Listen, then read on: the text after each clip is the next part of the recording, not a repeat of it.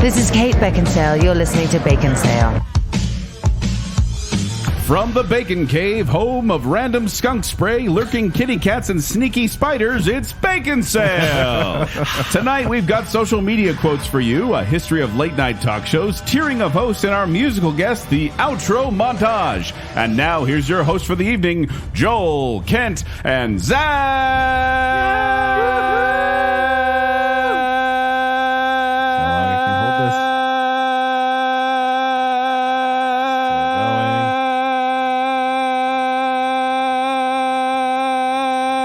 Appreciate his commitment to the honestly.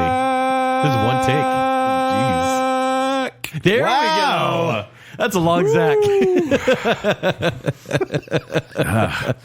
Welcome to Baconsale. Are you good? Welcome to Baconsale. I'm Joel. I'm Kent. I'm Zack. Oh, no, Don't even do it. They already turned off the episode. That was amazing. Like that Brutus felt try. like 40 seconds. It's probably like 8. Yeah. Felt longer. We'd like to thank you for listening to our last show, our Amy Adams show with Jonathan Vasgar. She's dreamy. He's a he. No, she. Amy Adams. I said with Jonathan Vasgar. Yeah. He is He's dreamy. great. He's great. He's dreamy as well. Okay. There was multiple comments regarding the whole Isla Fisher, Amy Adams debate, Okay, including a yeah. question asking, how Jonathan felt having his Amy Adams show hijacked by Isla Fisher. But there was good that came of it. Todd Callan said, I haven't seen The Office or Talladega Nights in so long that I actually thought it was Isla Fisher. Thanks to this episode on IMDb, I think I have it figured out. You're welcome. Yeah, there we go. We're happy to help. And then Scott Sprague says, I would like to say something. I really enjoyed Nocturnal Animals, and hopefully I made Joel proud by watching it edited. Did a little bit. Did a little bit. Yeah, and then I remember Jonathan Vasgar, someone asked him a question like how he thought the show went, and he said, basically, Kent came prepared, Zack was indifferent, and Joel went off the rails, so it felt like a regular episode Oh, of really? Baconsale. Yeah. I'm the one that's prepared? Something like that. Thanks, Jonathan. I just remember I went off the rails, and I was like, yeah. Okay. Seeing as Kent is as in love with her as I am, That's what it Zack was. was indifferent, and Joel Hilton going merrily off the rails. It felt like Baconsale as usual. Accurate. Yeah. And thank you for joining us, Jonathan, and thank you for listening to that. But that's not what we're talking about today. What are we talking about today, Zack? We're talking about the wild world of late night television. Late night talk show. Well, late night talk shows. There's a wild world of late night television we're not getting into. Oh, yeah, I don't want to do that. But yes, if you are, shall we say, of an older persuasion, You can say Gen X. if you were born in the 1900s, then Can you do the old man Joel voice? well, back in the Get day. around. I'll get there, but late night talk shows. These were things pre-internet where you could see celebrities just talking normal on TV, and it was cool. And now we hate celebrities because they share everything about their lives. Well, we'll get to that, how it kind of changed the face of it. But this is talk shows. There's talk shows during the day, but we're specifically talking about late night talk shows, which was popularized here in the United States. They came out of variety shows. Like back in the day, they'd have these... Laugh In, for example. Yeah, well, radio and television shows where they invite musical guests on or comedians Right. or other famous people to do something and kind of have a variety of acts come on.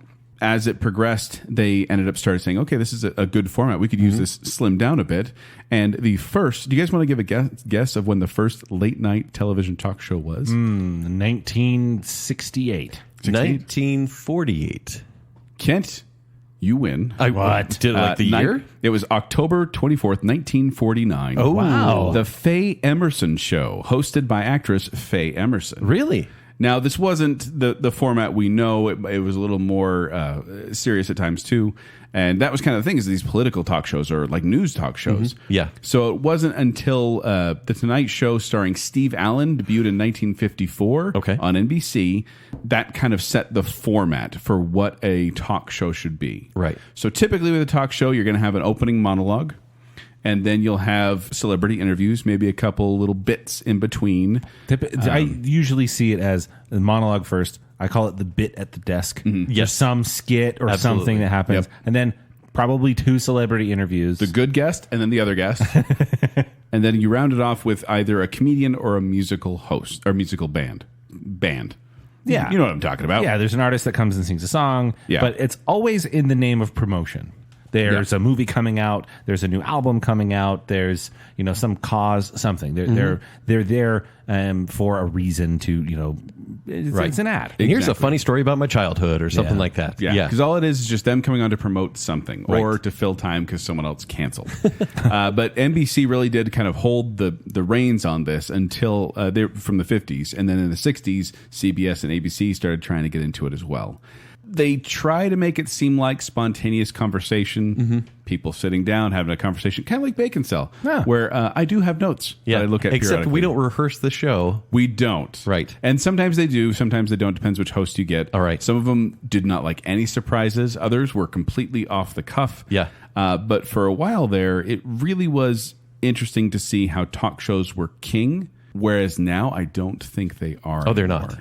Not at all. Yeah, which is weird because for a while there it really was like the thing to watch and everyone was talking about it. But now maybe because there's so many, maybe because the internet, maybe we'll get into that now. Why do you think talk shows aren't as big anymore? I think you got to look at the context of when they became popular and look at how people were consuming media at the time. Think about it as, maybe you followed the news fairly closely. Maybe you just had a cursory knowledge of what was going on. Yeah.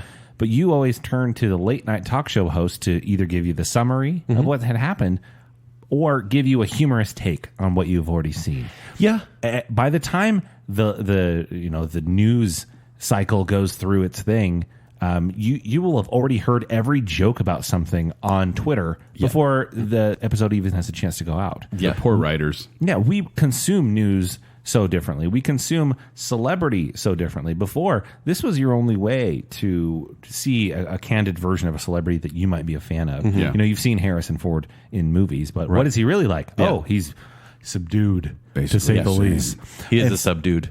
And now he's a subdude. Now, literally, celebrities are going live on social media and telling you all about their stuff. You have all their press junkets where you see all these movie reviews where they're already promoting their stuff. Yeah.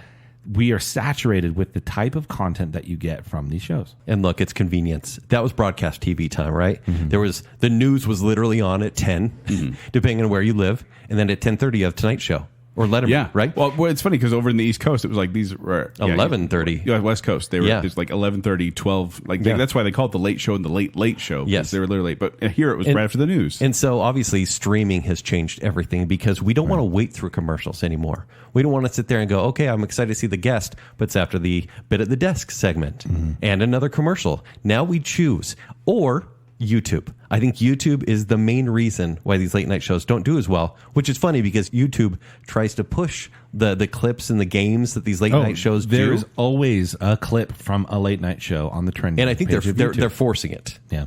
Because, I mean, yes, it's probably the best part of an episode, whereas we used to watch probably, I'm assuming, full episodes of these late night shows. Yeah, I mean, I'd usually watch. There were sometimes I'd watch just because the host. I like the host. I would watch the show, no matter who was on. Right. There's other shows where I would be like, oh, who's they're being on that show? I'll watch that segment, and then I'll turn back to the host I like. But generally speaking, I'd watch from beginning to end, from the monologue to the band on a lot of these shows. Right. And I did enjoy it. I really did enjoy watching these back in the day, but not as much anymore. But it's also a demographic thing because older viewers generally would watch these shows. Granted, when they changed the guard, kind of they have a new guard probably since the mid-2010s. I think the older viewers are like, no, I don't really want to watch this. Also, let's just call it out there, there is a certain president that every joke became about, and then also a great deal of the audience was like, you know what?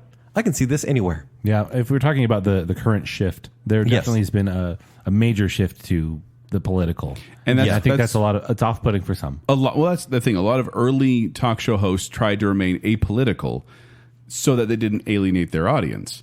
Where I feel like as the years have gone on and certain shows have gotten popular because of their political commentary, other shows have adopted that political commentary, and it's kind of all gotten bitter and cynical and political to the point where it's no longer just good, clean, old-fashioned fun. Yeah. Well, there's one in particular on our list that we're going to look at that literally made his name off of a political misfortune. Oh, yeah, absolutely. So, and just to talk about that decline, I want to give some examples of ratings throughout the decades. So, Johnny Carson, right? We will talk about him. Yeah, from the Tonight Show. His average viewership was 9 million per episode. Weird, wild stuff. And then his last season, now I'm talking like his last season, he had 19 million viewers a night. That's huge. Wow. And then you have still huge numbers with Jay Leno got in the 90s and 2000s, which to me, just because I wasn't in the Carson era, I think it's the golden age of late night. Okay. Maybe silver. There's an argument there. Yeah, I'm going to say silver, but you had Leno and Letterman, and we'll get there. But Leno got 6 million viewers a night. Letterman got 4.3 million average viewers. So still crazy high numbers. Conan got 2.5. Craig Ferguson got 1.4. And you're like, that's pretty low. But now the highest rated show is Greg Gutfeld on Fox News. Who? Yeah. Well, it's not late night. That's just talk show. No, right? it's a late night show. He Is has it? comedy and guests. Never heard of him. And he gets 2.3 million average viewers. Colbert gets 2.1. I was going to say Colbert. I thought was the big one. Fallon's 1.3. And Big, 2.1. Compared to 10 years ago? Yeah. Nothing. And then, Fallon gets 1.3 and Kimmel gets an average of 1 million viewers per episode. But Those are rookie numbers. Those It's a lot of numbers. Those Yes. are Baconsale numbers. But it's just declining. And obviously, the internet has changed everything. The Tonight Show starring Jimmy Fallon on YouTube has 31 million subscribers. Well, that's just it. I wonder how many people watch, though. Their last few videos have 100,000 views or less. Yeah, that makes sense. But they do usually build unless it's like something big. Like I see a lot of these clips. It's like 3.2 million or 1.2 million. They did a video that was Groot singing Star Wars at 300 million right. views. But compare that to a basic vlogger, a basic YouTuber that may Basic get 1 million. podcaster. Yeah, a basic podcaster that gets those kind of views. Maybe not 300 million, but 1 million at a time just for not doing much. Yeah, it's pretty crazy. And I think that's another reason of the decline is that anyone and everyone has a platform now. Yeah. Like we literally say from Baconsale. Yeah, we sit here at this little Lifetime table here in the Bacon Cave, and we're Indeed. like, hey, we're making content for the audience, Right. And we've interviewed maybe one celebrity in the time of Baconsale, but anyone can get on YouTube and create a talk show. Anyone can get on some sort of stream platform and do a talk show. You don't need to have a network approve you and hire you and contract you. especially when it did reach peak pandemic and all of these shows went to their house, Yeah. and you would watch them and go, wow, I can name 5 YouTubers off the top of my head who are way better than you. I think that's another reason for the decline. Yeah. We all experience better after that. Yeah, Yeah. And I think there's a couple different milestones we'll talk about that will come up again and again of kind of that broke the mountain upon which talk shows were on. Right. There's a couple big hits to it that I think really kind of started that decline. But there are still things that I enjoy about them. I'm not saying I'm watching any of these in their entirety anymore, but I do watch clips from certain ones and enjoy them. Okay. But what we have done is we have taken 15 talk show hosts. Yes, and there we are 15. are going- In fact, there are more. There are more. Yeah, we're sorry we left some off. We're sorry, Craig Kilborn. But we are going to whittle these down to just 15. And we have 5 tier 1s, 5 tier 2s, and 5 tier 3s. Tier 1s being the best, tier 3s being the worst. I hated this. Well, and Because for me, it's 5 tier 1s, 10 tier 3s. but No joke. but that's why we do the tiers is so we have to force ourselves to rank things. Yeah. Instead of just saying they're all tier 1 or they're all For tier the first time ever. So what I do when I get these lists, I just go through and give my gut reaction. And generally, I have to tweak from there. Okay. This is the first time ever. My gut reaction, I looked at the numbers, is like 5, 5, 5. Okay, I'm done. Oh, yeah, that's great. Nice. So we're going to go through these together and see if we agree on who is the best and who is the worst. Shall we? Let's start with Johnny Carson. It's a very good place to start. Here's Johnny. Here's Johnny. Born 1925, died in 2005. Oh, you got that, do you? Yeah, and he hosted The Tonight Show from 1962 to 1992. 30 years. Yeah. 30 Wow. years on the same show Holy cow. with his co-host Ed McMahon on NBC and the NBC Orchestra. That's 30 seasons and 6,714 episodes. Wow. If you watch Johnny Carson, you're going to see things like Karnak the Magnificent, where he will he gives the answer and then he gives the question. It's a weird. It's an old fashioned format, but there's something actually very endearing about I it. like 'cause that like bit. little puns there. He also did headlines, which a lot of other Oh, Tonight I didn't Show, know that. Yeah, Tonight Okay. Show later people have done as well. This was the third iteration of the Tonight Show, so we're not going to be talking about Steve Allen or Jack Parr. Mostly just because we don't have a lot of experience Right. watching those. Zach, I'm pretty sure you never saw a Johnny Carson episode. Live? No. Yeah, 'cause we were- clips, compilations? and episodes since, Sure. absolutely, but never live. Yeah. I did see, I remember seeing some of them because this Yeah. is, I'd watch it. Right, your parents are probably watching it after the news. Yeah. Right? I watched some segments and I was like, yeah, he's funny. I liked him. But he is the one who kind of said, okay, we're going to do this monologue about 16 to 22 one-liners, and then we're going to do sketch comedy, then we're going to do interviews and stand-up comedians. Like he kind of and the format, the suit behind the desk, and the couches. That's kind of it always seems like the clips I see. It's like him and Don Rickles or people like comedians from the past, Rodney Dangerfield or whatever. But it's generally the clips I remember the most are the comedians that got their start on the show. Yeah, and maybe I think that's why the legacy is so strong even till now. Because you have these people that have had sitcoms now and become huge, and it was got their start there. Big deal. He normally wouldn't talk to guests outside of the desk. But if the deal was, if you were a comedian, you're doing a comedy bit, if he invited you over for an interview after a little chat, it means he really liked you. Yeah. And a lot of people watch for that, like, oh, he invited him in, let's get that guy under contract. So they gave him a big lunch. He actually, he did start out with a little more political show, but then he kept wanting to interview celebrities. So that's why they ended up moving his show over to Hollywood so they could get more of the West Coast celebrities over there. That's what brought the Tonight Show over to the West Coast. Critics of the time said he has a middle-class elegance, like talking to celebrities and becoming buddies with the elites. Right? Yeah. And I think that's what he's able to do is kind of bring them down a level. Yes. Whereas then they could tease him and he could also take it. And he was very witty. But he only laughed when he was genuinely amused. Yeah. Like he was a comedian where so he's like the anti-Fallon. kind of. Save it. But he would also cut short interviews if they were not going well. Really? Yeah. He just kind of be like, all right, let's go to commercial and just be done with it. Wow. So he kind of was no nonsense in that way. He didn't like sentimentality a lot as it neared the end. And I do remember watching the end episode, which was 50 million people tuned in for that finale. He had no guests.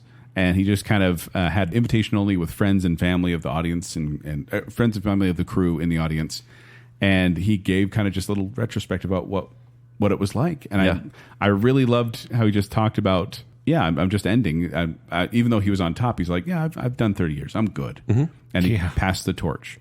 So you guys may not agree because I'm older and wiser than both of you.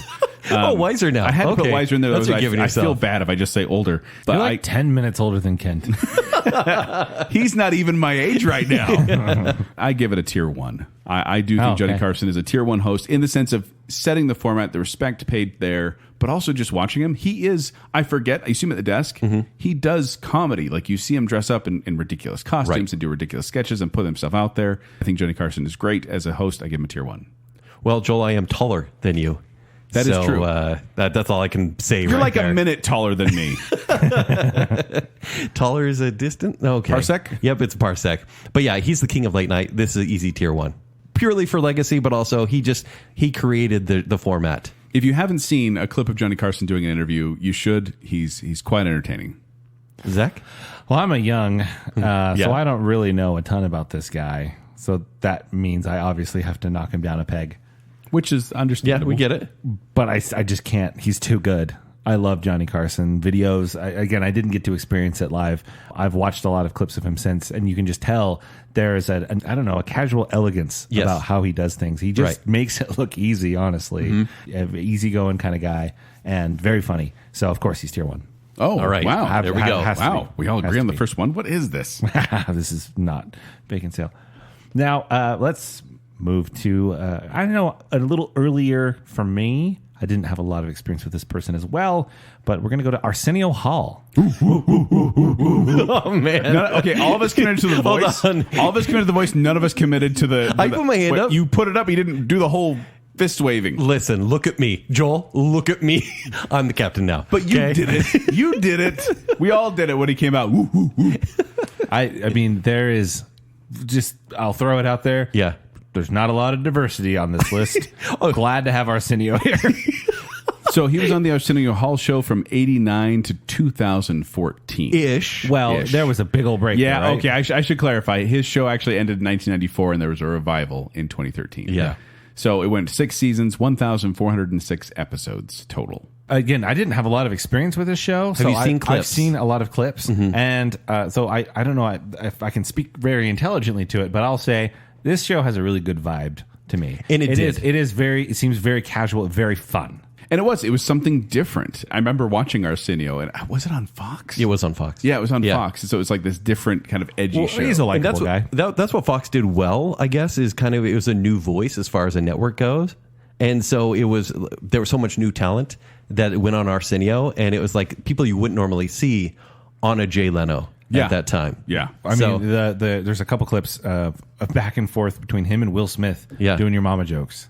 Yeah. They do, and it's really legitimately funny. Yeah. But then there's a clip that was actually shown on the documentary. Mr. Rogers went on Arsenio Hall Yeah. and put one of his flashy jackets on. And Well, it's just- I do want to point out my intro was actually kind of based on Arsenio Hall's intro. Yeah. Because the Burton Richardson was the announcer, and he would hold the letter O as long as he could. Well, he'd hold it for 10 seconds usually, but then in like one of them he did it like in 20 seconds in the final episode, which was the longest he ever did. So I don't know if I hit that. We'll have to go back and time it. I don't remember any sketches from this show, but he was good at interviews. yeah. And his monologues were okay. He did a couple different bits. Like they had the dog pound, which was box seats right behind the band, and like it would put humorous little captions on it. Like, I can't think of any off the top of my head, but like the people in the witness protection program or people who still believe JFK was assassinated by aliens or whatever. I don't remember what it was, but and of course we did the woo woo woo that whole thing. That was his thing. He had a segment that was called where he pondered thoughts. Funny on long drives. He joked around that he drove all the way from, I think it was Cleveland, all the way to Los Angeles every day. For every show? Yeah, for every show. Okay. That's what his joke was. But then he said on the long drives he'd have these things that make you go, Oh, wow. And that's so early 90s. That gag is what inspired the song by CC Music Factory. What? Yeah. So that's the influence there. Huh. He had been a host on the Late Show in 1987 for 13 weeks before doing the Arsenio Hall show. But he had a couple notable interviews I want to bring up. One of my favorites was when he interviewed Jason Voorhees. Oh, yeah. He had Jason Voorhees come out. It was for Jason Takes Manhattan, which is a stupid movie. But they had the guy in full costume come out and, of course, didn't speak the whole time. And Artino's just making jokes, and he's kind of being menacing sitting there. But I was just like, what is happening right now? There's a good Jim Henson one. It's a classic. That was 12 days before Jim Henson died. Really? That's like one of his final appearances in public. And then, of course, Bill Clinton playing the saxophone. Crazy. Which was the moment that kind of made all the politicians go, oh, maybe I should. Because then Bill Clinton ended up being elected to president. What if I was relatable? And he's like, oh, I should probably do that then. So that kind of, this did that. That broke that ground. Yeah, for me, Arsenio, his smile was infectious, very affable, fun to watch. That said, the legacy isn't quite there. I did watch a ton because I was watching a lot of Fox at that time. Yeah, but by all accounts, the reboot, whatever, didn't go very well. No, it's only a year. No, I remember watching that and being like, I remember it was like, I think Magic Johnson was on the show and it was Arsenio Hall interviewing him, and I was like, what year is it? Oh yeah, it was just like, this was supposed to be in the 90s. It's a very 90s show in a good way. Oh, and so he did really well in the ratings. He was for the MTV generation, they called it.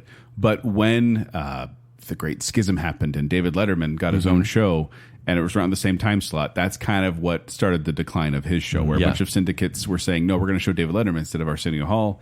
And it kind of started killing his ratings. And his show was in decline a little bit as well. And that kind of killed it off. But I still think of this show fondly, just not a lot. Yeah. So it's a tier 2. I agree. I think it's a tier 2. Again, he seems very likable, and I like this show from my perspective as a little 90s time capsule. Yeah. A lot of the clips you go back and see, they're very poor quality on YouTube. Yeah. But interesting guests. I do think it was very enjoyable. Tier 2. We're agreeing again, guys. Okay. What? Because I enjoyed the show. I watched clips from every single talk show host we're going to talk about tonight. Yeah. Just today. Just binge watched a bunch of them. His interviews were entertaining. They weren't amazing, but I remember fondly the show, so I'm giving it a tier 2 as well. Okay. Yeah. Now we'll talk about Seth Meyers. From Late Night with Seth Meyers. He's the guy that was on SNL for a minute. Oh, yeah. Really? Really? What? Really?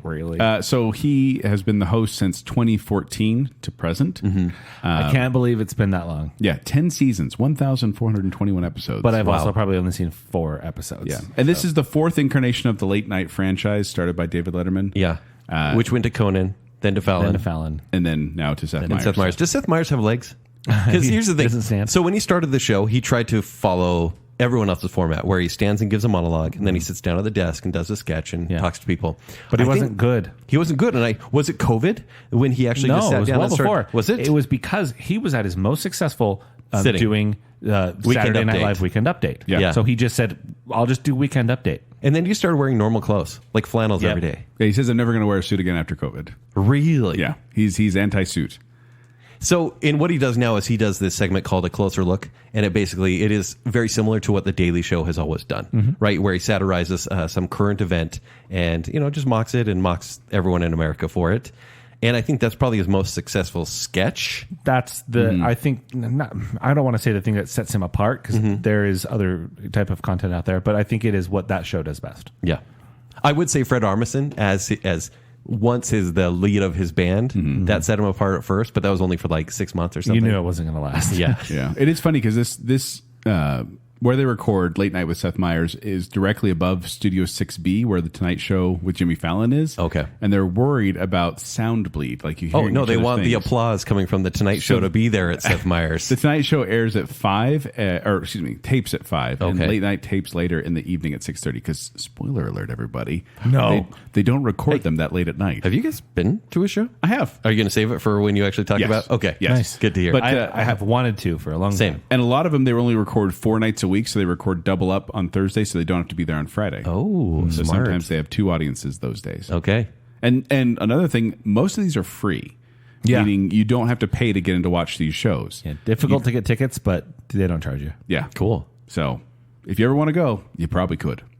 I want to like Seth Meyers. We literally stopped talking about Seth Meyers while we were talking about Seth Meyers. No, it's because he's so forgettable. And I just don't see an impact there at all. He's smarmy, but so are all of them. Yes. I would actually say he's less objectionable than most, but for me, forgettable. Yeah, it puts him somewhere in the middle of a grand scheme. Like you don't really hate him, Right. You don't really love him. I think as far as his interviews, because I also watched. I specifically wanted to see their interview skills and kind of how they handled it. And I think that Seth Meyers has a way of making people seem to feel very comfortable.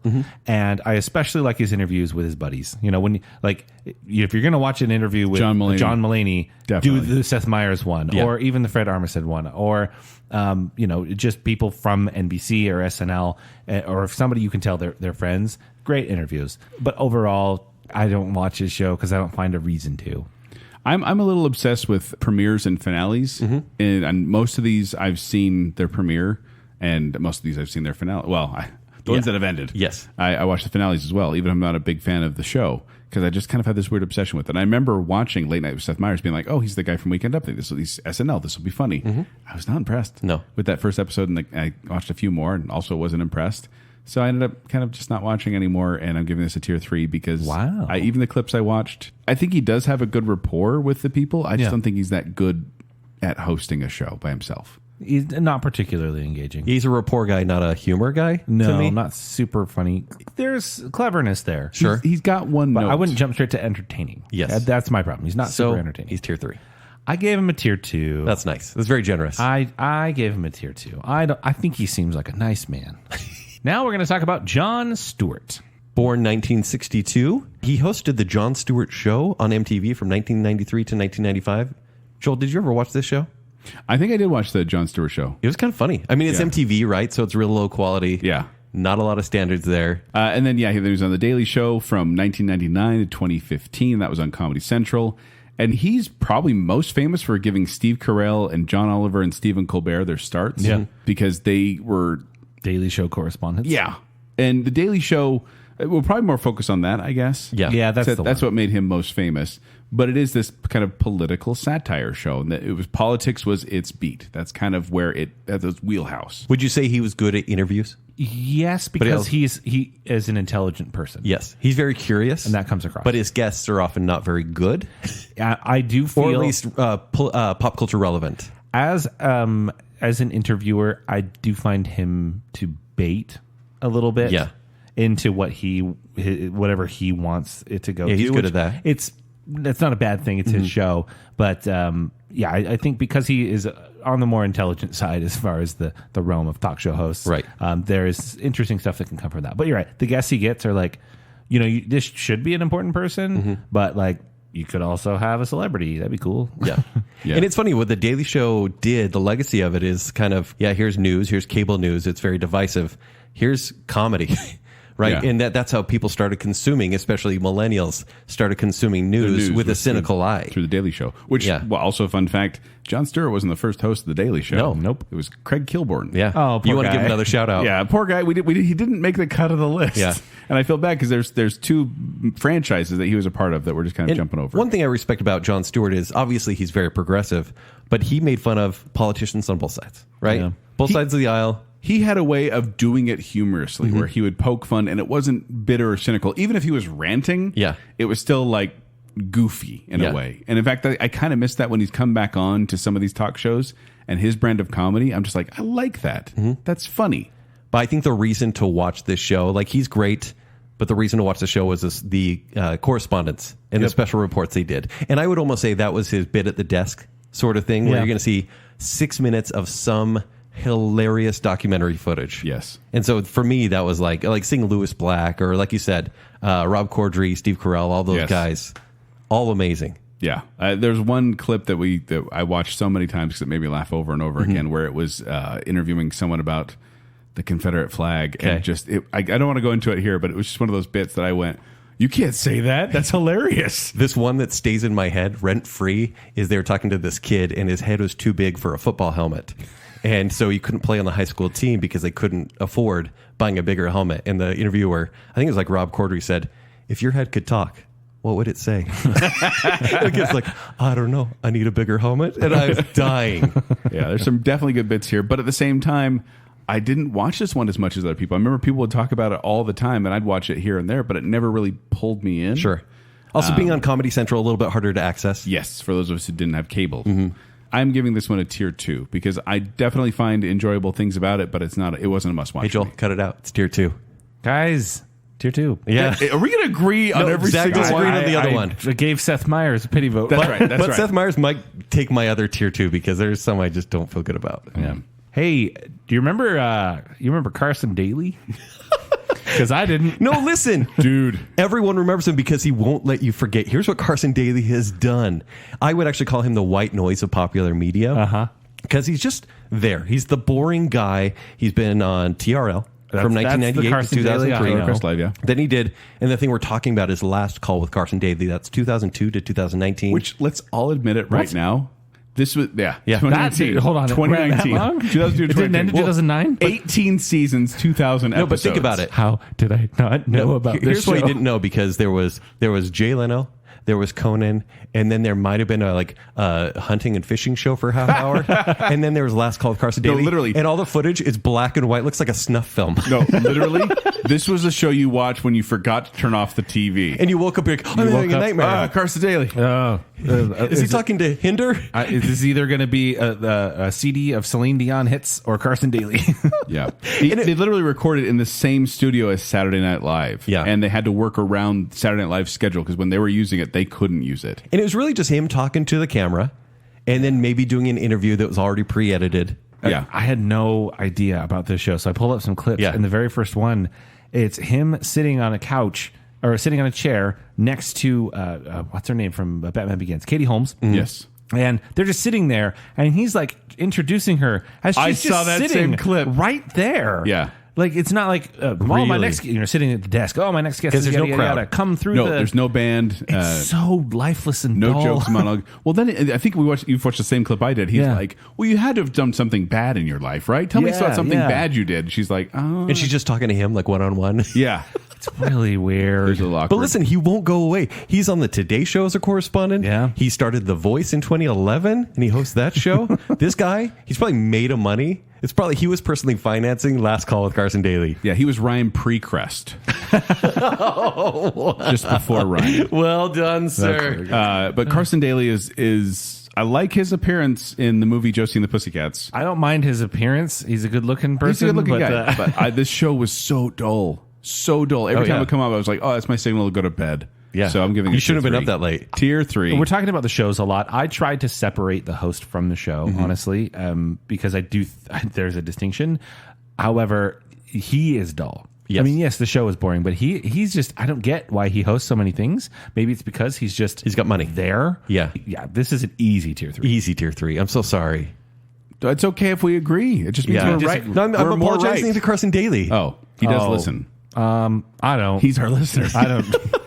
I don't apologize. Right now, let's talk about one of the Jimmys. Let's go with Kimmel. One of the Jimmys. Which one?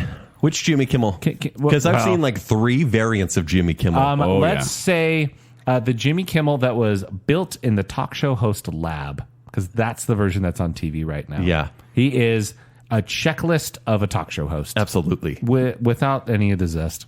But, Kid, you want to talk about the shows he's been on? Yeah, so he got a start on the radio. So he was doing like K-Rock back in the day. He met Adam Carolla, and they got involved with Comedy Central. So he didn't actually want to be a TV guy, though, because I don't really think he was originally destined to be on TV. He had a face for radio. Yes. But in 1997, he was on Win Ben Stein's Money, which I watched all of the time. Really? Yeah, all the time. I loved it because I love Ben Stein. And then he was on The Man Show with Adam Carolla in 1999. That was a show that I definitely tried not to watch. I watched because that was when I was a pervert. And I thought that kind of stuff was funny. Yeah, I was a teenager. It was kind of this, intentionally... It was absolutely gross. Intentionally chauvinistic show. Yes. Like seeing what they could get away with. Yeah. These outlandish stunts and trying in all the name of manliness. And then somehow, and this was, 2003? ABC was like, hey, we want to try a late night show again. Jimmy Kimmel Live?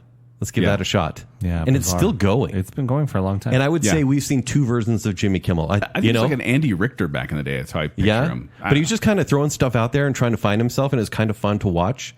Whereas now it's really not fun to watch. It's very formulaic. It's very by the numbers, paint by number. But 21 seasons, 3,588 episodes. And if you watch Jimmy Kimmel nowadays, you're going to see reoccurring gags such as mean tweets, Matt Damon jokes, political messages. We apologize. We ran out of time, Matt Damon. Political messages. Halloween costumes. Because I love every year they do have good Halloween costume show. I ate my kid's Halloween candy. Does pranks with John Krasinski. Unnecessary censorship. Like there's these bits that have been known I about. love that. I know you do. Take it easy. See, to me, anytime he smiles or laughs, it seems like he's in pain. Yeah. I don't know what it is. Well, he was kind of this doughy guy at first that was just kind of goofy, but then he slimmed down and then grew facial hair and got serious. And then his activism kind of ruined his sense of humor. A little bit. I think the show itself really feels like the true example of the modern talk show, which is we're going to get these clips on YouTube. Yes. And that's how I've seen so many of these Kimmel's content. He was one of the first ones to kind of like the mean tweets. I think they're very funny. When they were real. I don't think they're real. Questionable. I look at them and I laugh and I have no idea that they're associated with Jimmy Kimmel Live. But I do think he has some funny bits. There are some clips I watch on YouTube that make me laugh. Mark Rober kind of got more famous by going on Jimmy Kimmel with the science segments. Yeah. And so I do find some parts of Jimmy Kimmel Has funny. he ever had a musical guest on his show? Oh, yeah. Has he? Well, for some reason, I don't remember seeing He has anyone. him outside a lot of times. Like, I remember he used to with do the that. stage set up and everything. Actually, yeah. Okay. I take it back. And then he has Guillermo, which some of the great stuff with that makes me laugh as well. He pranks his relatives, which is always funny to watch because his relatives are to me, quite it's excitable. the legacy sketches that kind of keep any sort of like good memory of him in my mind, and it would be the Halloween candy stuff or censorship or whatnot or anything Guillermo. But him as a person right now, I cannot watch him. He's gotten a lot more bitter as it's gone along, but he still gets a tier 2. I think he is the definition of mid. Yes, he is in the very, very middle of my list. He the kids these days, they say mid. It's kind of an insult. And I mean that about him. This guy's mid. Yes. He's honestly not that bad, but he's never been all that great. Tier 2. We've got to stop agreeing. Okay. Because I do find some stuff funny, but I don't sit down and watch full shows. Oh, one of my favorite moments, and I have to mention this, he actually had to leave the show for a bit because of a family thing. Yeah. And they had substitutes come on, and they had Kristen Bell, For a while, yeah. Yeah, Kristen Bell was on as the host, and she had Adam Scott on there from Parks and Recreation. Great. And they invited Mark Hamill, his hero, Oh, it was great. on the show, and he freaked out. It is one of my favorite talk show moments of all time. It's But great. it wasn't Jimmy Kimmel. And It was Jimmy just on the Kimmel show. wasn't even on it. Yeah. All right, tier 2 all around for Jimmy Kimmel. Next up, we have Trevor Noah. Born in 1984, hosted The Daily Show. He took over for Jon Stewart from 2015 to 2022. Yep. And he was announced as kind of the next host of The Daily Show, and everyone was kind of like, who's this guy? Yeah, 'Cause he was a communi- contributor on the show a few times. Yeah. Pretty popular. Yeah. But still. But he's from South Africa, I believe, and people didn't really know him around here. And when he started on The Daily Show, ratings declined by 37%. Yeah. They did increase from there, but he did fall to the lowest ratings in 15 years in 2020. I think more than, like something like The Tonight Show or The Late Show. People tune into that show. I think they tuned in to Jon Stewart. Yes. Yes. Not to The Daily Show. So that doesn't surprise me in the slightest. Also, I think something happened with the format of The Daily Show because YouTube existed at this point, or the other shows were doing political commentary at that point. Phil DeFranco existed. Yeah. And so there was no longer the edge, the cynical edge that The Daily Show had over the other ones. It was just another show that mostly focused on politics. And honestly, mostly focused on one side of the aisle. Well, Trevor Noah's style of comedy is not my style of comedy. I'll say that. Okay. Just I've watched some of his comedic routines, and I watch him on The Daily Show, and it's not my thing. His best stuff, honestly, is commercial breaks. Yeah, I was going to say the reason I know him the most is from the between because he can talk to anyone. He can have a conversation with anyone. Yeah. And his rapport with just people that no one sees on TV, or just him talking to I the do audience. like his voice. Yeah. But it's because he has an accent. Maybe makes him sound smart. But no, it's tier 3 for me. Yeah, it's tier 3. Hey guys, it's a tier 3. Matchy. Good thing. Thanks, Seth Meyers. All right, let's go to the chin himself, Jay Leno. Born in 1950. Hey, how's it going, guys? Talk about Jay Leno. So let's talk about the timeline of his shows. Oh yeah. So he hosted the Tonight Show from 1992 to 2009. Should have been Letterman. Absolutely. Do you want to get into that? No, not yet. I think we all knew, even though that was 1992. Before we talk about his history. And then, so he retired. 5 years before 2009. So 2004, he's like, I'm gonna retire. Conan's gonna take over. You know, whatever that accent is. And then, so he hosted the Jay Leno Show. He took like 6 months off, and he's like, I'm gonna do the Jay Leno Show from 2009 to 2010. Yeah. And NBC got nervous, and they said, hey, Conan's not getting the ratings that you got, because Jay Leno was doing great. He was getting 6 million views a night. And they're like, Conan's not doing so well. Do you want to come back? And he's like, yeah, I would love to come back. I miss it. Is he Jeff the Talking Mongoose? Yes, that's exactly it.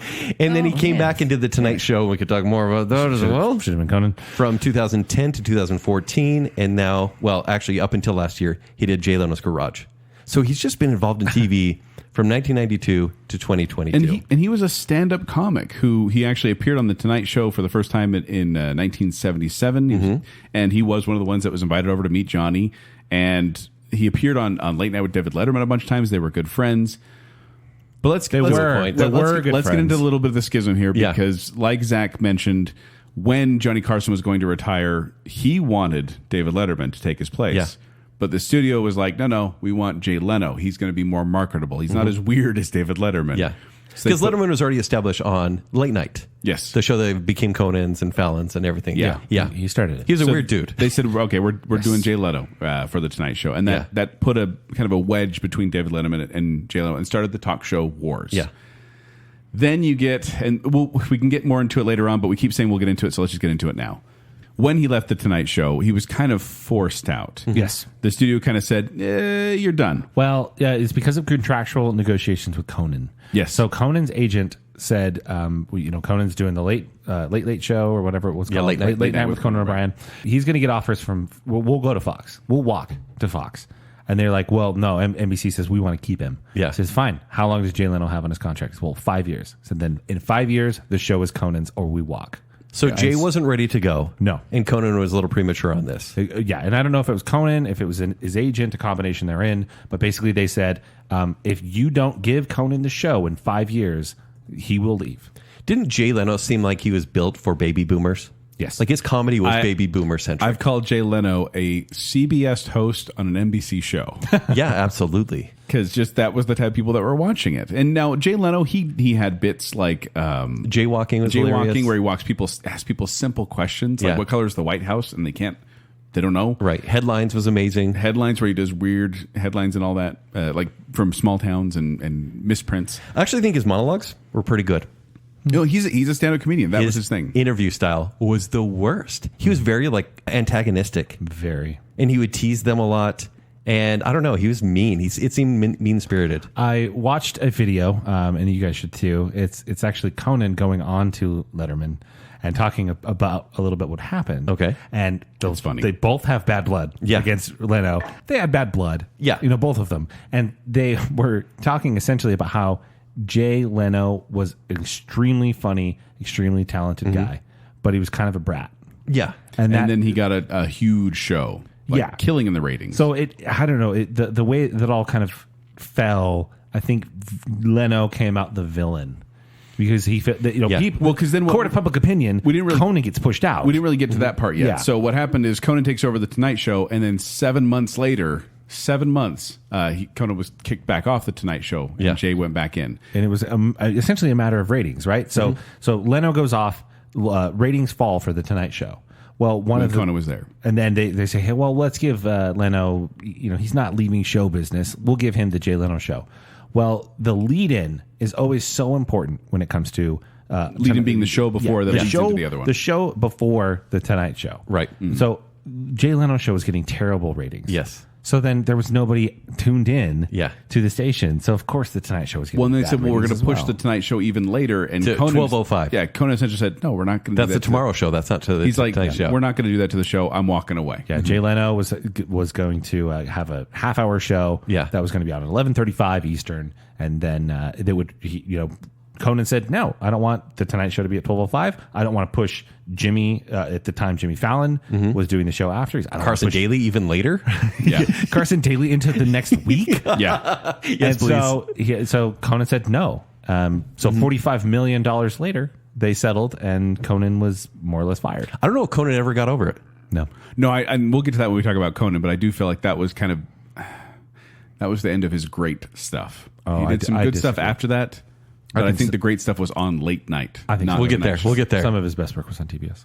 Anyway. But what do you think about Jay Leno? Jay Leno's a tier 2. Tier 2. Because he knows how to be funny. His monologues are funny. His segments are funny. I just don't like the guy. Joel? I think, so I'm going to disagree.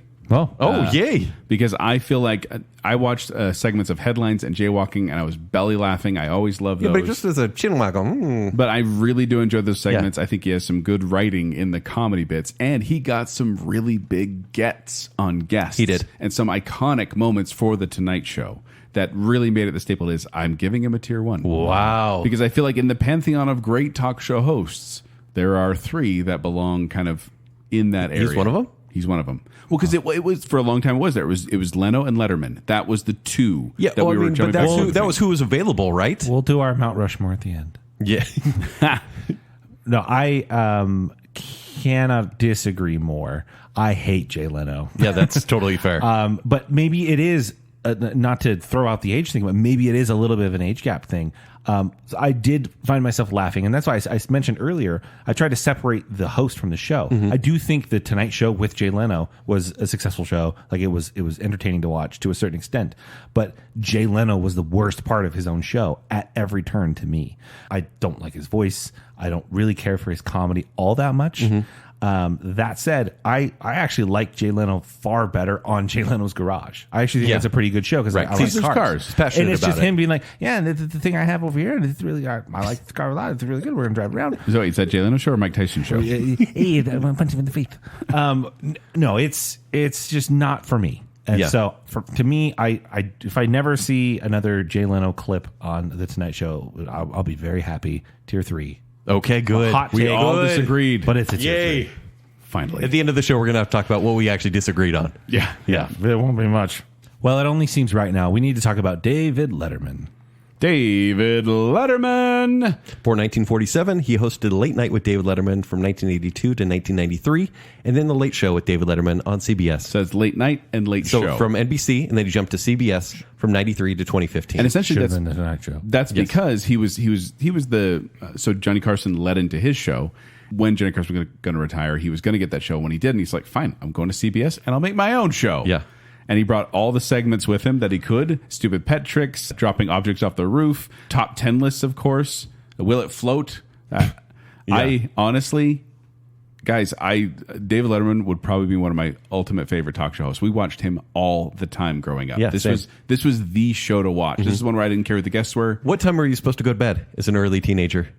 Could you stay up and watch this whole show? We would as a family, yeah. Oh, really? A lot of Because it times was we on watched at with family. 10:30. Yeah, I mean that when I was an older. I was supposed to go to bed, but I'd stay up and watch all of David Letterman. Yeah. I loved this show. This was my introduction into late night shows, really. It did help that my dad was obsessed with late night, like almost from the beginning, and he'd tape them and then he'd show them to us. So maybe I saw him on tape. Sure. But we definitely watched these all together and belly laughed almost. You know what's the funny entire is time. like, and I used to buy books because there was like a new book released every 6 months of the top 10 list. Yes. And I used to buy them. They're not actually that funny, but for some reason, I loved staying up just for that part. Well, in the top 10 list, like he'd be like, the top 10 things a dumb guy would say. And then you do these things. And always the number 2 was the funnier one because he wanted the big laugh before it because he just closed after the third one. The first one. This is the one I've been to. I went and saw late show with David Letterman in New York City. Really? I remember because they had I heard that there was a lady with a clipboard or a guy with a clipboard walking around in the front of the theater. Okay. And if you talked to him and, asked for tickets if there were any available, they would put you in the show. I also knew that they would give you a quiz to see how big of a fan you were. And so we were walking in New York. We went to Rupert G's Deli, which is around the corner. We thought it was so cool. Perfect. And then we get up there and the woman with the clipboard is like, oh, hey. And we start talking to her and we're like, oh, is this David Letterman? She's like, yeah. You guys interested in seeing a show? We're like, absolutely. We're big fans. Yeah. And then she started asking questions and she said, okay, who was David Letterman's first guest on? And it didn't matter because I knew the answer. And I went, Bill Murray. Oh. 'Cause I knew that he was the first guest on Late Night and on Late both shows Show. I was going to ask. Okay. Yeah. And she was actually kind of the one of those, and we got on the bottom level near the front. What? Because she realized we were big fans. Nice. Who were the guests? It was Elizabeth Hurley. Nice. What? And Brian Wilson. Oh, really? Brian Wilson played with the band. And I think it might have been someone else too. But it was an amazing experience. We haven't really talked bands a ton. Tell me your thoughts about Paul Schaefer. I think Paul Schaefer is a very talented musician. How are his comedic skills? Not as good. I think he's like a super annoying anteater. But he was necessary for the show. He's kind of like comfort food at the same time. Yeah. Like I liked when he threw to Paul occasionally, but then sometimes I'm like, don't let Paul say more than a couple words. Yeah. I prefer the more conventional, just having a sidekick there as opposed to the band being the sidekick. Sure. Yeah. Not my favorite. Yeah. But David Letterman is known for his dry, sarcastic humor and just bizarre antics. Yeah. Like just putting on a suit made of Alka-Seltzer and dropping himself in a water tank. The Velcro wall jump. Velcro wall jump. Even Stupid Pet Tricks and Stupid Human Tricks. I was always entertained by those. I think the reason to watch were his interviews, though. His interview skills were great. Mm-hmm. But you guys talk about being mean. Letterman was quite acerbic, shall we say? Yeah. One of the more famous ones being the Paris Hilton post-prison when she's just out of prison and there to talk about her fashion line and all the other stuff, and he's like, so very casually like, so where do you live? Yeah, how have things been? Yeah, how was prison? Did you make friends there? And she's like getting mad, like, I don't want to talk about this. Yeah. He definitely did poke the bear when it came to guests. Yes. There were some moments of misogyny, particularly with Madonna. Absolutely. Well, I think they're all Madonna guilty of that. Madonna was a horrible guest. Yes. Yeah. Like that was one of the ones where we were watching live and we were like, this is so incredible. Of the most viral, before that was a term, clips, I think Letterman has the most guest viral clips. Mm-hmm. Yeah. Because the craziest stuff happened on his show. For sure. Some planned, some not. Yeah. My wife wanted to bring up her impression of she didn't do her impression of David Letterman, but she feels like he evolved very well over the time. Yeah. If you think about it, like he was kind of more in the early age, right? So the lead-in of Johnny Carson to even his Netflix show after he left CBS. His humor evolved, the way that he communicated with the guests evolved with time. I think in a good way. Yeah. Making him still relevant. And I really, like, in his heyday, we were loving every minute of Letterman and watching it all the time. But I do think near the end, he got more bitter and cynical. Really? And I think around the same time Conan did. And I just feel like it's near the end, it wasn't as enjoyable of a watch. I would agree with that. But I will never not love the early days. Like, so every year for Christmas we would watch when he would have Jay Thomas on, who's kind of a comedian guy, and they would throw a football to knock a meatball off the top of a Christmas tree, and then Jay Thomas, before that, he would tell the greatest story in the world, which involved the Lone Ranger, and then Darlene Love would sing Christmas Baby Please Come Home. We would watch that every single year, and that Once was like again, what made it feel Christmas. This was destination viewing at that time. Yeah. You just don't have that anymore. No. But I'm definitely giving this one a tier 1. David Letterman is maybe my favorite host on here. It's debatable, but it's right up there. It's tier 1. Yeah? I mean, Yeah, come absolutely. on, it's tier 1. Yeah, absolutely. He's tier 1. And next up, we're going to talk Stephen Colbert. Born 1964, he's a contributor on The Daily Show with Jon Stewart. But then, just a few years in, from 2005 to 2014, he hosted The Colbert Report. Which was a spin-off of The Daily Show. Yes. Where he played that same character. Yeah, definitely a character at And that that's point. the thing. It's The character of Stephen Colbert. so Yes. important to understand that was a satirical character. And it was hilarious. Yes. It was so funny, especially when he'd have a guest and the guest would already be sitting at the desk and he'd be like, everyone, please welcome. And then I don't know if he'd say the guest name, but he would run from side stage to the desk like he was the celebrity. There, yes. Yeah, he'd wait for the applause and they'd have to wait for him. Loved it. But then he jumped into The Late Show, taking over for David Letterman from 2015 to present. As I understand it, he was ready to be done.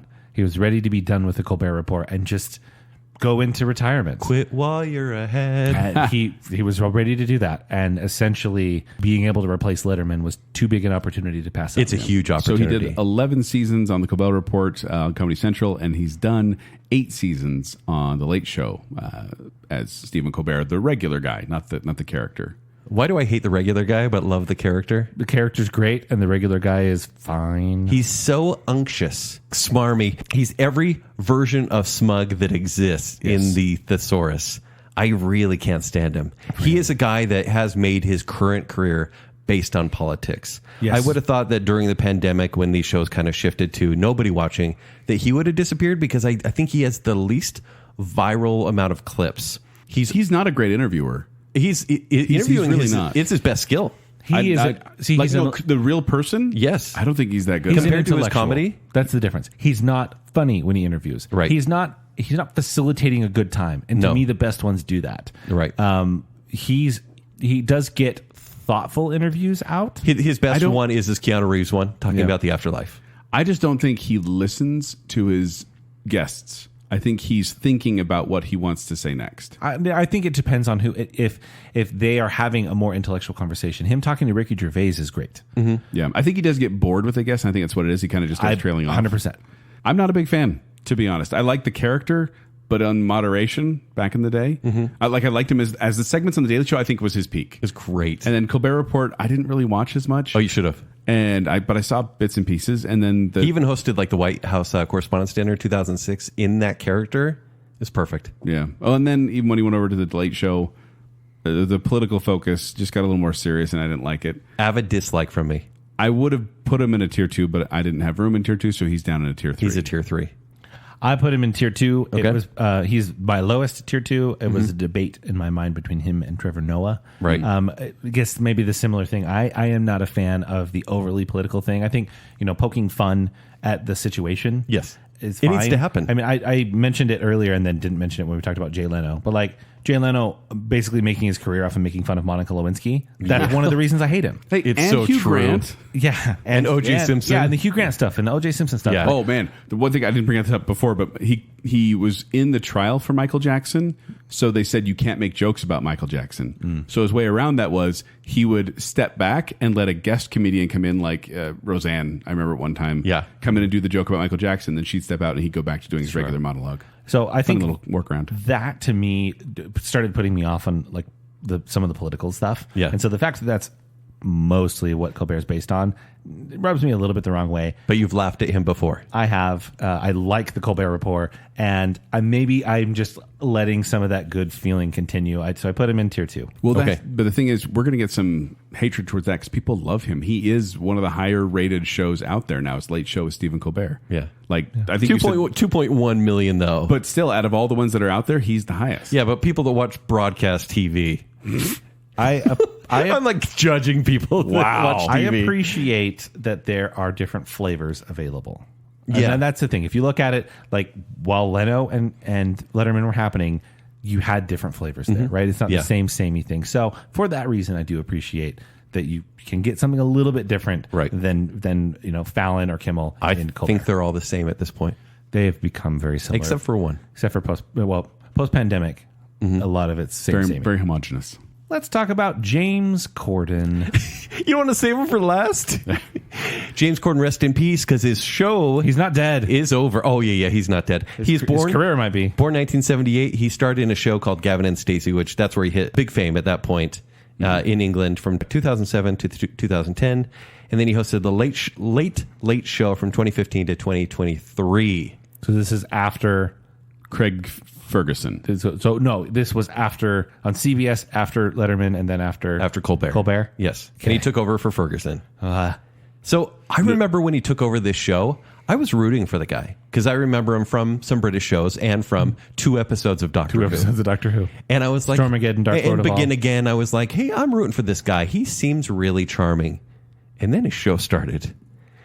And his show happened. And he has become, I think, next to Gwyneth Paltrow, one of the least liked celebrities out there. Wow. Yeah. Yeah. Have you not heard stories about this I've guy? heard stories. It's but like I don't know crossing- about Who knows if they're true or not, right? It's like crossing Jimmy Fallon with Ellen.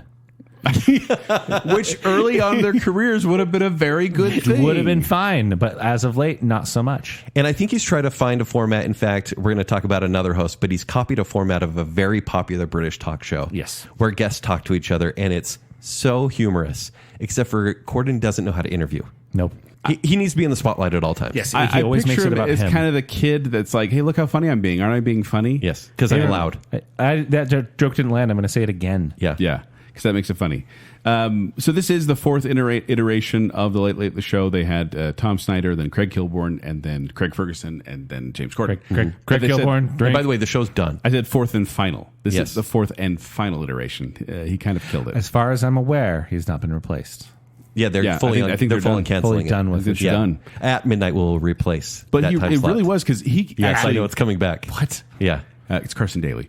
He's going. But no, never left. But James Corden actually went to CBS with a pitch for a sitcom, and was like, "This is what I want." And then they ended up being like, "I like that guy. Let's give him a show. I like that guy." And he's come up with 2 of the worst sketches in late night history with Carpool Karaoke and the Crosswalk. and the Crosswalk musical. Hard disagree. You would. I really do like Carpool Karaoke. No, it's fine because every time I watch it, I enjoy it. It's fun to see these celebrities singing, but he can't stop being in the limelight. I don't know. He's like, look, listen to my voice. It's like we're here to watch a celebrity sing. I enjoy the Into the Carpool Karaoke. Woods. I think it's fantastic. I love Carpool Karaoke. Best segment out there right now, currently. But Well, Crosswalk former musical, currently. can he be forgiven? Crosswalk the Musical, I also enjoy. Stop it. I also enjoy that. I enjoy Oh, Spill Your Guts and come Fill Your on. Guts. I enjoy the acting out an entire film career in like one segment where they kind of do the costumes. You're the one watching. I watch them on YouTube. I don't watch them live, but I do enjoy them. There is not an ounce of self-deprecation here, and I No, hate he's- that. My Yeah. favorite ones are self-deprecating. He's anti-Conan. Yes, he is anti-Letterman. He definitely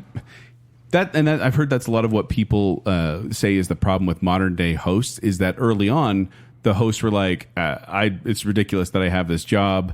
Yeah. This Yeah. whole thing is ridiculous. What on earth? Why am I famous? Johnny Carson. What is happening around me? I Yeah, don't even know. why am I famous? But these guys are like, oh yeah, I'm in the cool kids table Yeah, now. And that's what Kimmel the problem. seems like as well. Yeah, Kimmel and Fallon and Corden, I think, have a little bit of that. Right. But I enjoy it. And What are you giving him? a tier 2 because I that's enjoy super high.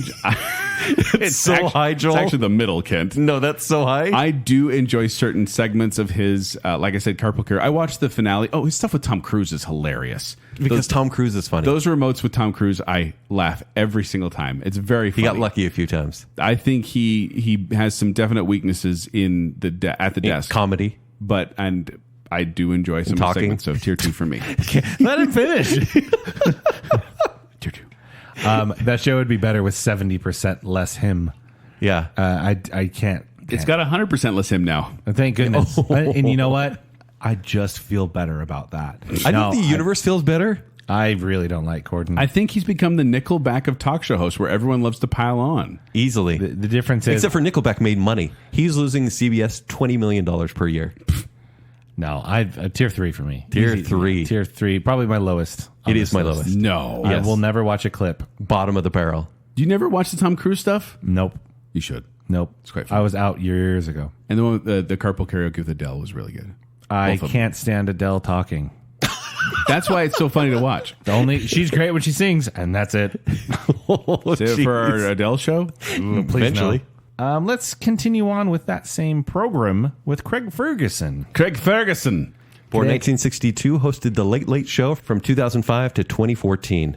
He also was on The Drew Carey Show. Do people remember this? Yeah. I watched so much of the Drew Carey He show. makes Drew Carey jokes all the time. Okay, yeah, he played Nigel Wick from 1996 to 2004. Yeah. And he was such a different character. I remember I actually didn't start watching Craig Ferguson because I was like, oh, he's Nigel Wick. I can't really see him as a comedian, even though he's a stand-up comedian. Yeah. But he did 10 seasons and 2,058 episodes, and his co-host was a robot skeleton. Named So Jeff Peterson. weird. And and built by Grant Imahara from the who, Mythbusters. And who else? Secretariat. Oh, Secretariat the Two horse. guys in a horse Secretariat the costume horse. that stood there by a door and would come out and dance. Which if in he the was ever last episode summoned. they take off the mask and it's Bob Newhart, which made me laugh. Oh, that's kind of cute. They had puppets in the cold open. They did what did we learn on the show tonight at the end? Yeah. It was so casual. This show was so casual. Here's what he did is he had the camera 3 feet in front of him. Yeah. And often he'd look right into the camera, whereas someone like Johnny Carson, there was 30 feet from between him and the camera. Yeah, he was working the crowd. And then anytime he would have, Craig Ferguson would have an interview, he'd have those blue cue cards, right? Right. Of Yep. the interviews that they've rehearsed. Prepared questions. Yep. And he'd sit there and he'd kind of put his feet up on the table and he'd go, you know what? Rip the cards. Every single time. time. And you're like, every time it works. And then he would ask the most random questions. His guests would always be caught off guard. And he was amazing at interviews. And if I have one regret, it's that I didn't start watching The Late Late Show in 2005 through his whole career. Yeah. Because he is an absolute tier 1. I think Craig Ferguson Wow. is a comedic genius. To me, I was watching him for maybe 2 years straight. He hit my funny bone every single time I watched him. I love him. Why did the show end? He decided It was done? because it was because of the Was it the New Guard the sort of Tonight stuff? Show, the Tonight Show shakeup that happened. Once they started moving stuff around, his show kind of got struggled in the ratings, and then he was going to get the Late Show gig, but then it went to Stephen Colbert because they said Ferguson's too much of a niche performer. So and he was. He's a cult favorite. he Yeah. is. But I'm part of the cult. The clip I watched of him interviewing was with Ricky Gervais, and it was hysterical because first of all, Ricky Gervais just sits down and he looks over at the horse and he looks over at the skeleton. He's like, "What have you got going on here?"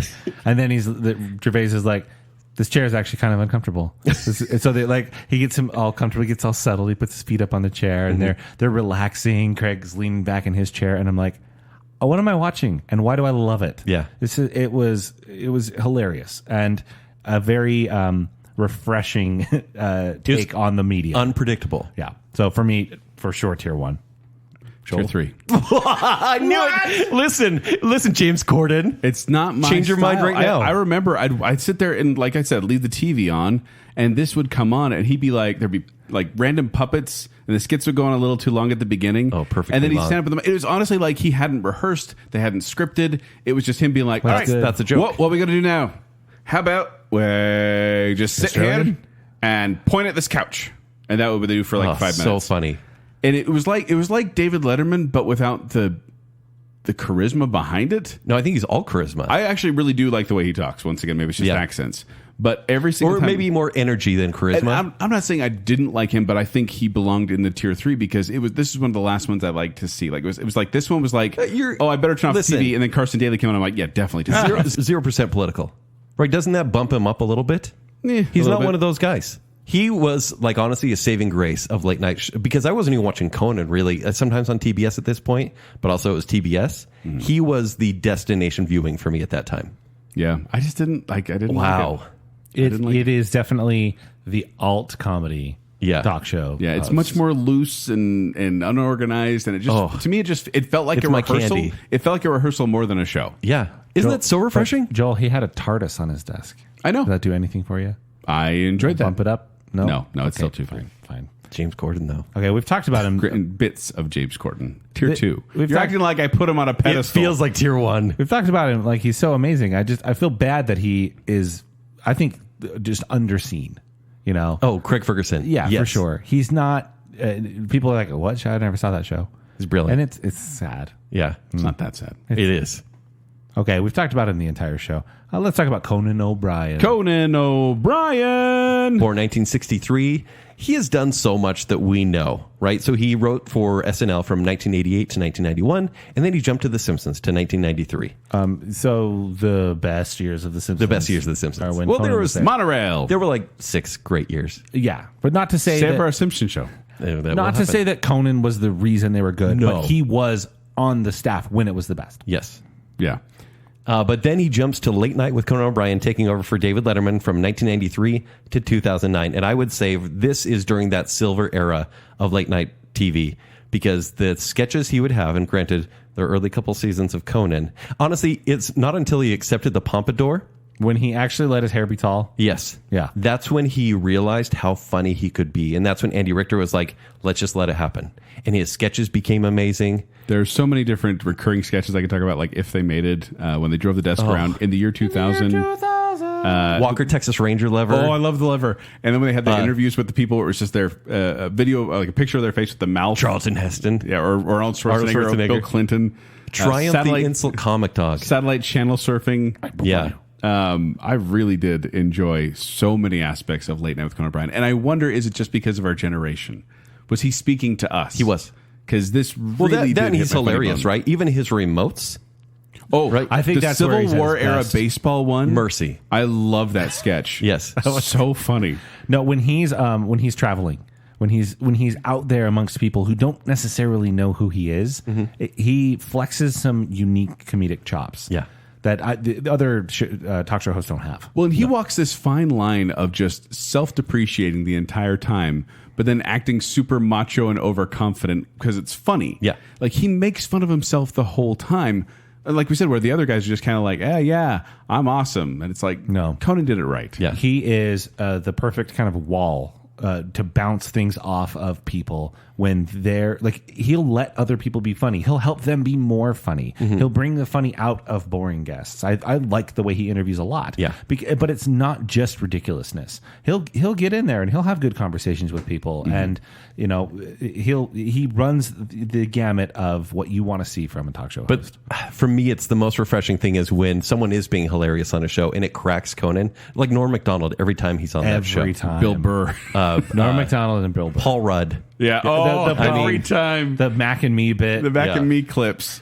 And he gets so mad when he's caught off guard. Yeah. Yeah, and Joel, you're right. It is maybe a generational thing, and maybe because I felt a little rebellious watching Late Night with Conan O'Brien because it was after I finished watching Letterman, and Letterman got kind of boring near the last 20 minutes, unless there was a good band, and it's generally Pearl Jam or something.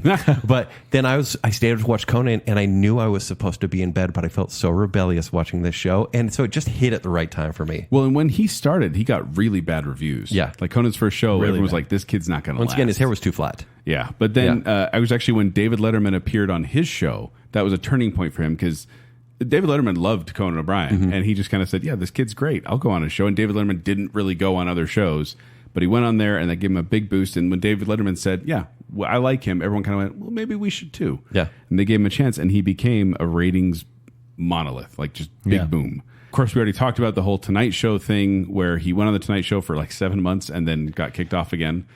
And then he couldn't go on another show until the end of the year. So he just kind of did this comedy His tour. comedy tour is like legally prohibited from being on TV tours like that. Yeah.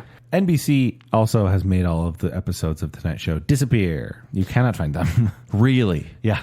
All those episodes of Conan, they're gone. Which is sad because I don't know. Well, I've seen little bits because Yes. Twitter Tracker, So- where he got the nickname Coco was on that sketch. And Tom Hanks actually is the one who gave it to Yeah, him. And Team he said, Coco. He said, like, he said, if this catches on, I'm going to sue you, to Tom Hanks. And now he's known as Coco. So, Zach, you mentioned how he had some of his best stuff on TBS, which I would agree. I thought he was actually hilarious in that show because he was a little more unrestrained. He could kind of own it. Yeah. But he lost he lost every single character and sketch Yes, because that was the NBC biggest owned them. problem. So what did you like from the TBS era? I think that it featured Conan, the comedian, a little bit more.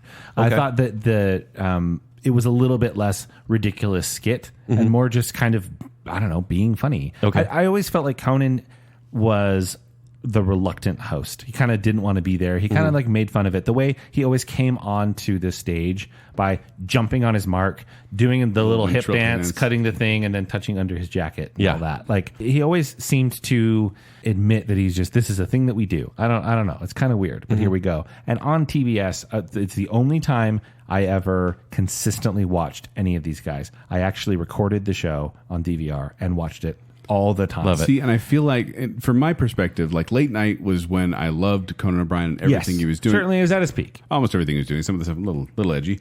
Sure. My cup of tea. But I feel like the experience with the Tonight Show, because I remember watching when he left the Late Night and when he, like, the premiere of the Tonight Show to when he left the Tonight Show. And I feel like that really jaded him and made him a little more bitter. And I think he became a little more jaded on the Conan show. Yeah. And a little more bitter, a little more cynical, and a little less interested in what was going on. And I still enjoyed it. The politics did I still start watched to it. I creep still enjoyed in. it. Yeah, and politics started creeping in as well. But I watched some of those late night clips, guys, and I was laughing so hard. This and David Letterman are the ones I kept going back and watching more clips of because I'm like, I just like so much. Clips of what, though? Of late night? The sketches? Yeah, some sketches, some games? Interviews. A lot of what I'd look for is I'd look for the highlight reels, like when they had their 10th anniversary or something. And they I have show those all on burned DVD right now. They're so fun. See, and I'm trying. Please don't take this as an offense, but you liking James Corden makes more sense, right? Because I don't really. That's not the reason that I go and watch it. I literally want to see the monologue and the interviews. Like that's what and the sketches are fine. Yeah. You know, like they what they would do on TBS where they'd go and the one guy who worked there, I can't remember his name, Jordan. Yeah, Jordan. Yeah, he was always giving him a hard time. Schlansky. Jordan Yeah. Schlansky just hated Conan so much, and I thought that was pretty funny because it did feature, as much as I don't want to have Corden make it all about himself, it did feature Conan a little bit more in a way that was good for him. But if you want to see the sketches and stuff, I'll fully admit, those were better. But it wasn't even just sketches. It was like like clips from interviews and stuff like that. That's what they show. Like when what's her name, Jennifer Garner. Jennifer Garner when she corrects him on snuck versus sneaked, and then he pulls out a dictionary and proves her wrong. That was a great moment to watch live. Yeah, Anytime Rebecca Romaine was on the show. Yes, when they did. And he did the tissue kiss. Yes. And then he gets a kiss from her, like flings his chair and starts celebrating. Yeah. Yeah. No, I think we all agree comes at tier 1. Oh, tier right? 2 actually. I ran out of tier 1. So You liar. I lie. It's tier 1. This is your most tier 1, I'm pretty sure. Yeah. Except for Craig Ferguson, apparently. It's Conan and then Craig Ferguson and then please. Letterman. I'm not even lying. We'll talk about our Mount Rushmore after. As I was going through this list, my wife described Craig Ferguson as the Scottish Graham Norton. So I'd like to now talk about the Irish Graham Norton. It's Graham Norton. Born 1963, and he's hosted, by the way, relatively new show. I thought it had been going much longer. It's because it was on the BBC, and it looks like it's from the 1970s. Because the quality's that bad. The quality's horrible. It's a very shiny show. It's a very like daylight driven show. Yeah. But started in 2007, still going. And it was, if you don't know the Graham Norton show, it's because it's on the BBC. It's a British show. Yeah. And it only airs like once a week. Is that what it is? He's done 30 seasons, but only 507 episodes. Yeah, it's not a nightly thing. And why is Ian McKellen on every episode? Because it feels that way. So the episode format obviously is a lot more loose. It's generally 2 or 3 celebrities on a couch hanging out with Graham. Drinking wine and chatting. Lots of alcohol involved. Yeah. And I think the environment and the alcohol equal just a very different vibe. Yeah. And it is British television, which means they fly a lot faster and looser with the language. It feels like a campfire where someone's telling a story, trying to make everyone else laugh. Yes. Right? Rather than just telling the audience to laugh. And the collection of guests is typically kind of all over the place. Yeah. You have people who don't necessarily know each other. It's every once in a while, it's like, oh, here are these 3 people who are in the same movie. But overall, it's, you have Helen Mirren, Chris Pratt, and, Michael Fassbender. Michael Fassbender. Well, it's just a random grouping, but it ends up working because they start to interact with each other. Typically, we've talked about they'll interview people on most of these late night talk shows. And maybe you'll probably have 2 interviews, and maybe interview 1 sticks around. Yes. But generally not. Right. Yeah. But when you have this sort of, I like the campfire analogy, it does equal some of the more shareable moments as far as viral videos. And that's where I'm at. I watch 10-minute clips at any given time. That's probably the majority of what I've seen. Because I don't think I've ever seen a full episode. Oh, yeah. But I love these 10-minute clips. I love them. It's British humor, and so it insults everyone. I think everyone feels humbled up on stage, even Graham Norton, and I think that's totally works. Yeah. And the guy knows how to ask questions. Really? Yes, he has the cue cards. Yes, he's prepared. But he's really good at just digging a little bit further. It's the push. Yes. He's good at just pushing everybody a little bit further, but also highlighting them in doing so. Yeah. The video that gets shared a lot, I think is super funny. It's John Krasinski on there talking about going through customs, and the customs agent looking at him, being shocked that he's married to Emily Blunt. Yeah. Then there's another hilarious one that I can't talk about on Baconsale about Obi-Wan or Ewan McGregor getting recognized as Obi-Wan Kenobi in Carpool. It's just so many of these very Tom Hiddleston impression of Graham Norton, fantastic. Very shareable, very funny moments. Yeah. And that's the thing it's clips for me as well. Yeah. I don't think I enjoy seeing the clips, but I don't know if I'd enjoy watching full episodes. Okay. So it's a tier 2 for me as well. It's a tier 1 for me, actually. Really? Yeah, tier 1. I wish I could watch full episodes, but I don't really make the time to. But everything I see, I like. Yeah. See, I watch. I have YouTube TV. Yeah. And it like one of the shows I'm watching is on BBC. And so, like, the ads for it always play. So I see clips every single time. I'm like, that's funny. Yeah.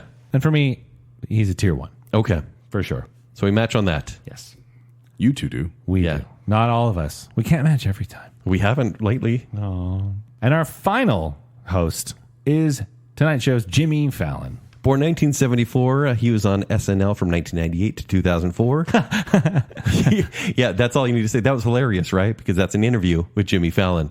He hosted Late Night with Jimmy Fallon, so he took over from Letterman Show, Conan Show, and then it went to Jimmy Fallon from 2009, 2014. What a short run.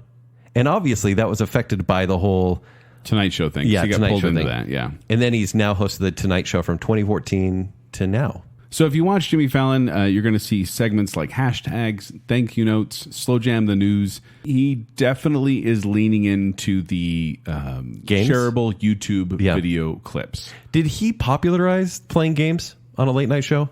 Kind of going, celebrities are just like us. They're fun when they're playing games and not being interviewed. I don't know if he popularized. Because I feel like Corden kind of took off from there. I've seen Kimmel do a few since. Yeah, I think YouTube did it too, where YouTube was the one doing it, and then Jimmy Fallon was kind of like, that works. Let's try that.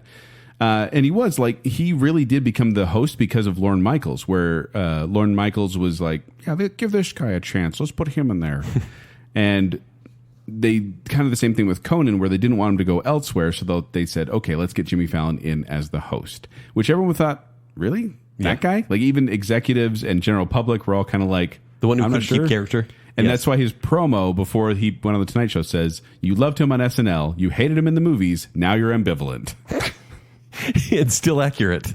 Which made me laugh. He is, I think, the least political of the new class of stand-up comedians. He's political. He's been criticized. Yes. That he's not hard enough. Yes, that people are actually saying, like, you seem to avoid it completely. Like, there's plenty to talk about, and you haven't done it. Back in the day, that's what Johnny Carson did. He was apolitical because he's like, I don't want to alienate the audience. And Jimmy Fallon, for a while, there was an interview he did with, like, so we don't get into politics here on Baconsale, we try not to. Yeah. But there was an interview he did with a politician that everyone kind of freaked out on him and said, you weren't hard enough on this politician. Yeah, it's a softball for sure. And so then ever since then, he's tried to be a little more political and show his political leanings, which I feel has harmed the show. Yeah, me too. I prefer the apolitical host where they can make fun of both sides. Because of his band? The Roots? Like, honestly, his band is a tier 1 band. Like, the comedy sketches, anything involving the Roots is great. Yeah. I feel. Anytime they They're get so the talented. keyboardist to crack up, I start laughing. He was the one who kind of started adopting social media more and the internet, really focusing on that and trying to get the crowd involved, which has lessened the live TV crowd. Yeah, that makes sense. But that's kind of what they planned to do, was do that. Now, people get after him for the laughing because he laughs at everything all the time when the guests are on there. Yeah. And drugs. People are saying that it's so fake. I don't know if it's fake. No, I think he's that happy. I don't think it's fake. That's the guy he is. I think he likes hanging out with celebrities so much. I think it's genuine. I don't think it's fake. I think he's annoying. Yes. I mean, honestly, yes, that's absolutely. I think he's just annoying. He's genuinely excited to be there. Yes. And that's why He's I just a puppy like dog. him as a host, because he seemed just so grateful to be there. He just was like, wow, what am I doing here? And when he laughs, he does laugh a lot at hosts. And Worst interviewer on this list, it's not close. I don't know if I agree with that. You might not be wrong. As far as actual interviews, the games Corden are why you watch. I think Corden's worse. maybe It's a fine. toss-up, honestly. Corden is Diet Fallon. Yeah, that's bad. That's bad. Diet Sprite. Yeah. Yeah. But that said, I'm not like offended by who Jimmy Fallon is. I think he's annoying, but I'm not like, I can't watch Kimmel anymore. I can't watch Colbert. But I could watch Fallon just fine and be like, he's kind of like Jay Leno, where I'm like, I am ambivalent. Yeah. So Whereas for me, Jimmy Fallon, I watched a lot of for a while there. But I do feel like he was one whose show really started to suffer because of the COVID pandemic. Yeah. When he did his home stuff and then the interviews weren't as good and the content wasn't as good because, they were struggling to do what they could. But when he came back full force, I just never think he recovered. And the show hasn't. Yeah. But he gets a tier 2. What do you give him, Joel? He's up at a tier 1 for me. Tier 1. And being that I did really like his show for a long time there, and I already had way too many tier 2s. Yeah, sure. Tier 3. Yeah. I don't like Fallon at all. I never want to watch his content. I actively avoid it every time it's trending on YouTube. Right. And even the musical stuff? I hate that stuff. Yeah. It just feels so contrived to me. It's like, hey, we're gonna let's randomly spin this wheel and you'll do some impressions of a song. so It's like, planned. okay, this is so pre-planned. Those are pre-planned. But I mean, that said, one of the things I did, I haven't mentioned yet, is I tried to find a control. And I did mention Harrison Ford earlier. I watched as many different talk show hosts interviewing Harrison Ford as possible because he's one of the most boring people on earth. Yeah. And if you can get Harrison Ford to be interesting, then you must have something. He gets Harrison Ford to play a lot of games. Really? He's been on The Tonight Show like 5 times. Okay. It's bizarre. That said, I'm still I cannot stand the guy, and I will actively avoid this show.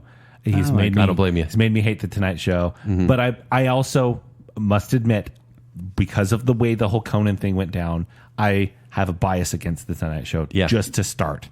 And I get that. Those two things put together, I'll just avoid the show. I think even though he got me banned from Twitter, I still like Jimmy Fallon. Tier 1 for that guy. He's still got a tier 1. I still enjoy right. his show. I still like his stuff. I don't watch the shows in their entirety anymore. Sure, yeah. But if I see a clip that interests me, I'm like, yeah, I'll watch that. I think I have unsubscribed from all of them. I used to be subscribed to all of them on YouTube, and now I'm unsubscribed, and I just kind of see if the clip interests me. Right. It pops If it's up. I'm like, recommended. yeah, sure. Product of the pandemic.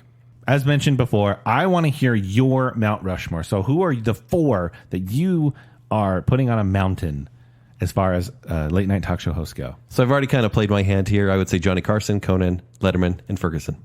Okay, Ferguson. Yeah.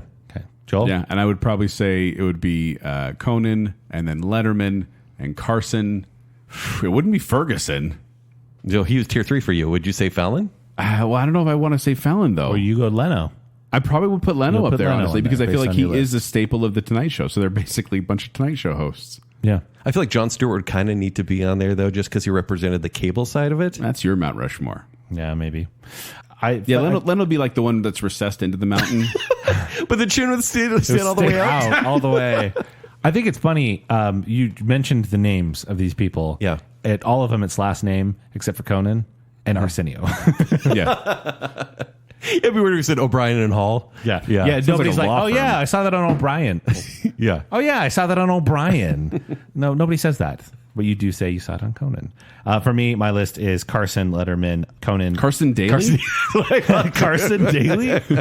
Carson, Letterman, Conan, and I think I'll just, in order to be different, I'll say Graham Norton. Okay. So literally we all have the same three. Of Carson, Letterman, and Conan on our Mount Rushmore. It's just that 4th one, the recessed one that gets changed. That sounds fair. The recessed one. Yeah. Well, there you go. Let us know if you agree with our thoughts on our late night talk show host. If you have a favorite that we didn't mention, let us know on Facebook, Instagram, and Twitter. We love hearing from you there. But before we go, I'd like to give some love to our patrons, including the I Am the Listener tier. Hey, guess who's in there? Sir and Madam Hicks, Shannon West, Scott Sprague, Ryan and Marley, Rocky and Steph, Lady Terry A. Finley, Juice the Cooler King Swallow, Jennifer Kilkowski, Dave Kelly, Casey Cummings, Briggs is Hot, Angela Plotz, Andrew in the Cold and Dark, and Adam and Rachel Crump. And then we have our Bacon Council, which includes the one, the only Chris Anderson, Stephen Everyone's Favorite Ross, Star Wars Expert Kyler, our favorite couple, the Madsons, Nicole D. Kale, Johnny English the Brick, Her Royal Highness Jessica Terry, Glow Clint Daniel, Debbie Foster, and Bicker. Thank you, patrons. Thank you, patrons. You are the Max Weinberg to our 7. Well done. Thank you. But if you want to find me, you can find me at 76Joel on Twitter. You can find me performing Quickwits. They perform at the Midvale Performing Arts Center. For more details, go to qwcomedy.com or go to the Quickwits Facebook page. You can find me on Twitter or Instagram at Kenny3DD. You can read my movie reviews at ShowtimeShowdown.com. If you'd like to connect with me, you can do so on Twitter and Instagram. That's at Tumbling Mustard. But more importantly, make sure you're following Baconsale. Please like that Facebook page and go to @Baconsale on Twitter and Instagram. While you're doing that, stop by tpublic.com/Baconsale where you can get yourself some merch. I personally got myself a few more shirts this past week. Nice. Pretty excited for that revamp of my wardrobe. And then if you like what's going on here and you want to support us further, visit patreon.com/Baconsale. Support starts at just $3 a month. You can get all sorts of fun content, but mostly you come for the bacon bits. That's what's fun. Basically an extra show every week, but a lot more madcap, let's be honest. Patreon.com/Baconsale. So until next time, our apologies to Kate Beckinsale. We ran out of time.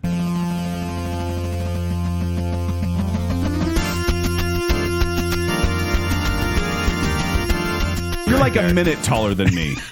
Oh, man. Look at me. Joel, look at me. I'm the captain now. There's not a lot of diversity on this list. Glad to have Arsenio here. What if I was relatable? Does Seth Meyers have legs? If your head could talk, what would it say? You remember Carson Daly? And all the footage is black and white. Looks like a snuff film. Yeah, he was Ryan Precrest. Hey, I want to punch him in the feet. Every Thorth word. It's like crossing Jimmy Fallon with Ellen. I can't stand Adele talking. Honestly. Corden is Diet Fallon. Leno. And There's got to be an animal out there. yeah. Was that not in here? No, that was just outside. I got to look. If it's a skunk. There's like blocked right there. I bet it's the cat. It's probably just a skinwalker. Check the bushes for a face. No. You guys have to walk out there. Dark eyes. Skinwalker. It's a skinwalker.